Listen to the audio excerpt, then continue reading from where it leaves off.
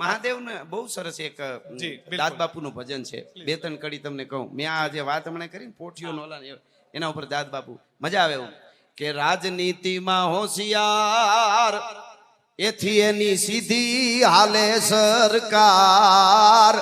ભોળોનાથ રાજનીતિમાં હોશિયારજી. હવે ઘણાને વિચાર છે ભોળાનાથ ને રાજનીતિ નું હું તે કેવી રાજનીતિ દાદ બાપુ કે સાંભળજો કેવી રાજનીતિ.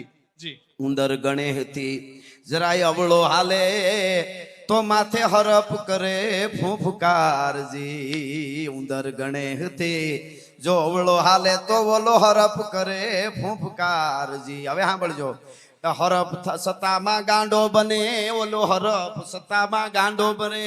સામે મોર કાર્તિક નો તૈયાર ભોળોનાથ રાજનીતિમાં હોશિયારજી.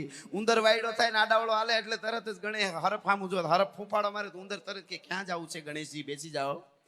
હરફ જરા ફૂંફાડા વધી જાય એટલે તરત મોર છે ને એ હરફ નો દુશ્મન છે. મોર કાર્તિક નો તૈયાર. અને હવે સાંભળજો બહુ સરસ વાત છે આ. ભૂતડા વધારે ભાંગ પી જાય એને ડારો પોતે દેનારજી. ભૂતડા વધારે ભાંગ પી જાય તો એને ડારો દે પોતે દેનારજી. ભૂતડા જો ભાંગ વધારે પી જાય તો પોતે એને ડારો આપે. અને પછી સિંહ સત્તામાં ગાંડો બને ઓલો સિંહ સત્તામાં ગાંડો બને તો માથે એને શક્તિ કેરો જો ને ભાર. ભોળોનાથ રાજનીતિમાં હોશ. અને બે દીકરાનું કહી દીધું આ કડી સાંભળજો.